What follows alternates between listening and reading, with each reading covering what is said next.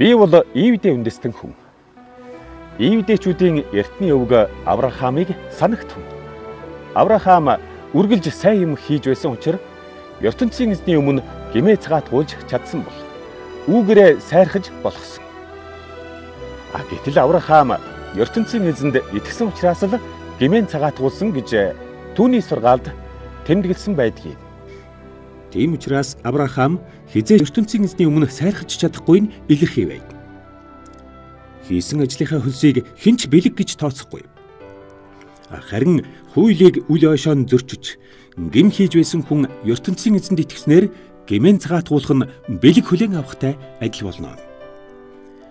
Түүний хуулийг дагаагүй батлаа гэмээ цагаатгуулсан хүн хэр зэрэг баярлан хөөрдөг дээр үед Давид хаан хэлэхдээ зөвхөн ертөнцийн эзний уучлалыг олж гэмгүйд тооцогдсон хүн л хорвоод хамгийн азтай нь гэжээ.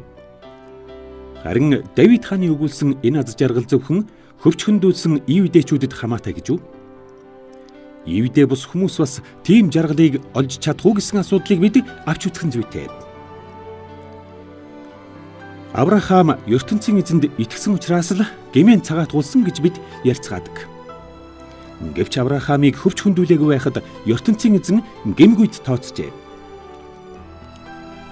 Учир нь Авраам түүнд чин сэтгэлээс итгэдэг байлаа.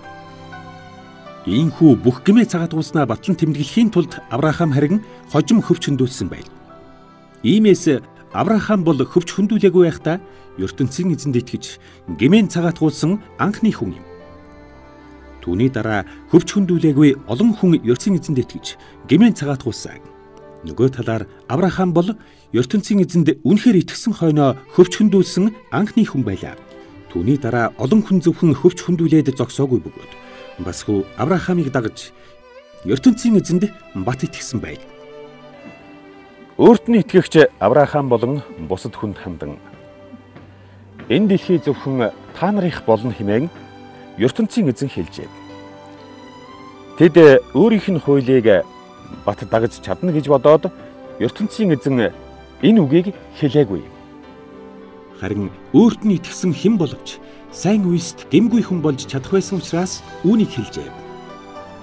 Зөвхөн хуулийг бат дагдаг хүмүүс энэ дэлхийг эзэмшвэл ертөнцийн эзэнд итгэх нь утга учиргүй болох бөгөөд түүнээс гадна тэр хуулийг нэг ч зөрчилгүй дагаж чадсан хүн байхгүй билээ.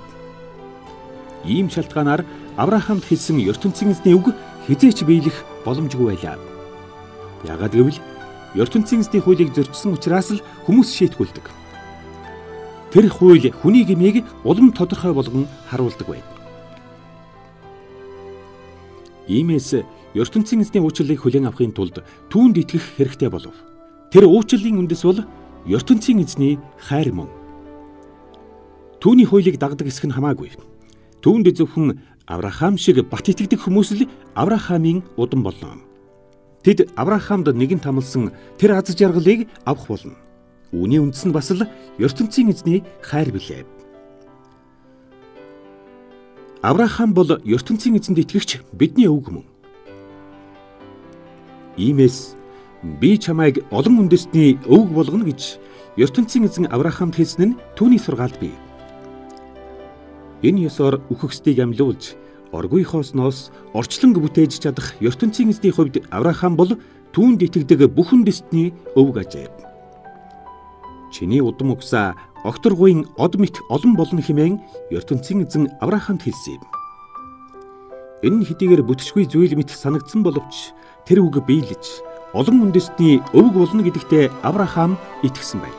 Тэгээд Авраам 100 нас хүрч өөрийнхөө тамир тэнхээгүй бие хөвшин авгай Сарахийнхаа үр хүүхэд төрүүлэх чадваргүйг харсаар байхдаа ч ертөнцийн эзний тэр үгэнд бат итгэж байлаа. ертөнцийн эзэн амлсан бүхнээ биелүүлнэ гэдгийг Авраам бат ойлгож байсан учраас хэлсэн үгэнд нь улам итгэж өргөмжлөн хүндэлсээр байлаа.